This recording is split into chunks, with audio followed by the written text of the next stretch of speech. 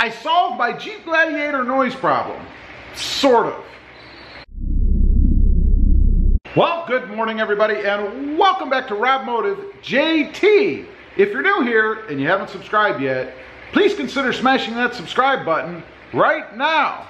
So, I have mentioned in a couple of videos, there was a noise that I was getting out of the front end, particularly right over here in my Jeep Gladiator. It was kind of a vibration sound shortly after starting it up for the first time when it's cold, and then giving it some gas and taking off. It sounded like something vibrating, something moving around. I don't know, it was weird.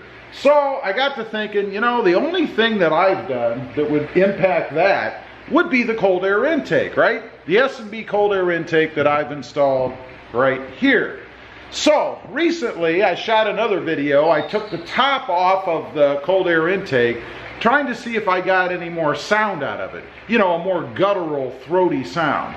And I did. I gotta say, after living with it for a few days, driving it around, it did make a heck of a difference. There is a ton more sound out of that cold air intake.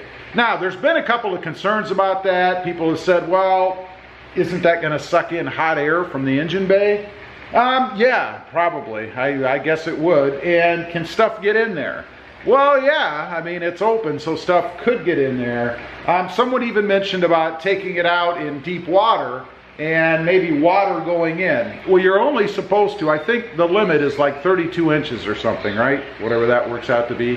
So if water were high enough to get in the cold air intake on the top, you're in water that's way too deep to begin with. And let's be honest, this thing isn't airtight. I mean, it does suck in air for the engine, right? Right through here.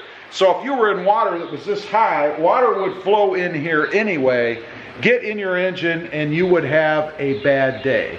So I'm not real concerned about that, and honestly, I'm not taking it in water like that anyway. Now, it is possible that you could run through a puddle or something, and more like a river in the road, and I've been in a couple of situations like that, have water go over the top and get in, but again, it's going to get in the side. So I'm not real concerned about that. So, back to my Gladiator noise problem. Like I said, I took the cover off, drove around, and the noise was gone. Now, it's possible it was being drowned out by the louder sound that I'm getting out of it anyway, but I don't think that's the case. I think that it has something to do with the lid, the cover. Some sort of vibration, which doesn't make a lot of sense because it is tightened down pretty well with 4 bolts or screws. So I really don't see how that could be a problem. I think it's probably more a factor of sealing that off so that air is being sucked in like it's supposed to be, right on the side. And then that's creating some sort of a vibration inside the box maybe. Now, it could even be the filter itself. You know, it does have a pretty big honking air filter in there, and it's possible that one of those little ribs or whatever you want to call them, the paper inside the filter, could be loose itself, and it might be as simple as just changing out the air filter. I don't know. Not a big concern. It's more of an annoyance than a problem. It certainly isn't a problem. So what I'm going to do today, I have decided to go ahead and put the lid back on, really only because the system was designed to have a lid on, right? I mean, that's how it's supposed to be. So I don't want to do anything that could cause problems, even though honestly, I don't think there's really going to be any kind of a problem. I'm not overly concerned about it. If you've looked at cold air intakes, then there are plenty out there that are just open in the engine bay. I think K&N and others make them just like that. So I don't think it's really a big concern. But again, because that's the way the system was designed, I'm going to go ahead and put it back on. Now, don't get me wrong. It's not like I'm going to eliminate the sound. I'm not. It still has pretty good sound. Not quite as good as the Air Raid, which I am going to be replacing it with down the road. I've been checking Air Raid's site, and they've been out of stock, says temporarily out of stock, like forever. But I can't get one right now, but as soon as I can, I am going to replace this with an Air Raid cold air intake, because that, from my experience, is the loudest that you can get, We have it in my wife's Jeep, and I love the sound of her Jeep with it. I actually had it in this truck before switching it over to hers, so I do have experience with it. As soon as I can put my hands on one, we're gonna do that. But let's go ahead, get the cover back on here, then we'll go for just a short ride, see if we can pick up that noise again, and then we'll be done with it. Okay, before we put it back on, I want to go ahead and clean it off. You know, this is a good opportunity to wipe it down. It's amazing how dirty, and I don't know if the camera picks it up, these things get. I guess it is sucking in air, right? So it's gonna get dirty, but I just use a little bit of my concoction. Spray it off, pretty simple. And then wipe it down, trying to keep as many fingerprints off of it as I possibly can, although you do kind of have to handle it, right? So, not the easiest thing to do. And you know, one thing I've noticed about these plexiglass lids, they basically scratch just looking at them. I mean, so unless you're using some kind of super duper specialized cloth, just plan on it scratching. It's just the way it's gonna be. Let's go ahead, get the lid back on. This is pretty simple. Just screws on. Again, you wanna make sure though that you don't tighten it too much. You are tightening against plexiglass, and plexiglass cracks very, very easily.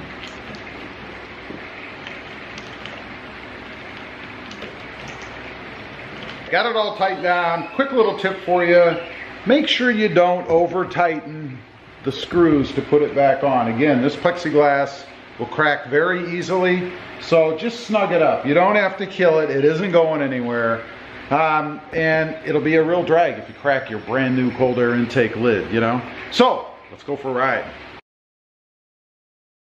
Okay, we're inside. I'm bringing you guys along from a cold start, relatively cold start.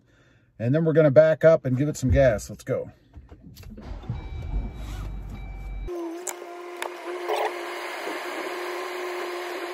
Okay, we're gonna take off. Here we go. This is when it would normally do it.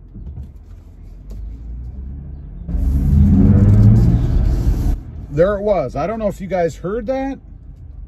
Let's do it again right from here. It would do it again here, maybe.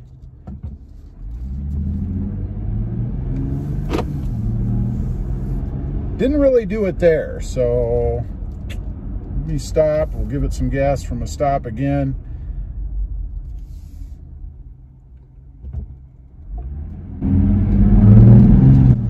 I don't know if you guys are picking that up. It's fainter than usual. Definitely coming from that area, and still could hear it. We'll stop one more time here.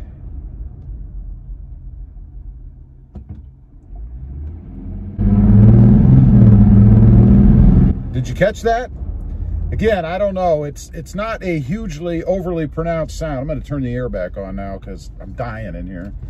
But it is there. It is back. And I've got to conclude that it is or has something to do with the cold air intake. Either that lid is somehow vibrating or something within the cold air intake itself. I'm not sure. Again, I hope that you guys could hear that so that you don't think I'm just insane, which, you know, I might be. But anyway, we do have the cover back on. It is going to stay on. As I mentioned earlier, I am going to replace it with an air raid cold air intake because I like the sound of the air raid a little bit better, to be honest. It's not really because of that, the little vibration noise, but definitely do like it a little bit better. So anyway, leave a comment. Let me know what you think. Did I make the right decision? Should I have just left the top off and gone with it instead of spending money on a new cold air intake? I'd be curious to know. Also, real quick, if you're interested, I do have 2 additional channels. Rob Motive Tundra, all about my quest for the new redesigned Tundra. And Rob Motive, all about my 2020 Toyota Tacoma. Check them out, and if you're interested, please consider subscribing. Don't forget to click that notification bell so that you don't miss out on any upcoming videos or miss out. And don't forget to smash that subscribe button right there on the way out. Thanks for watching. Stay safe out there. Bye.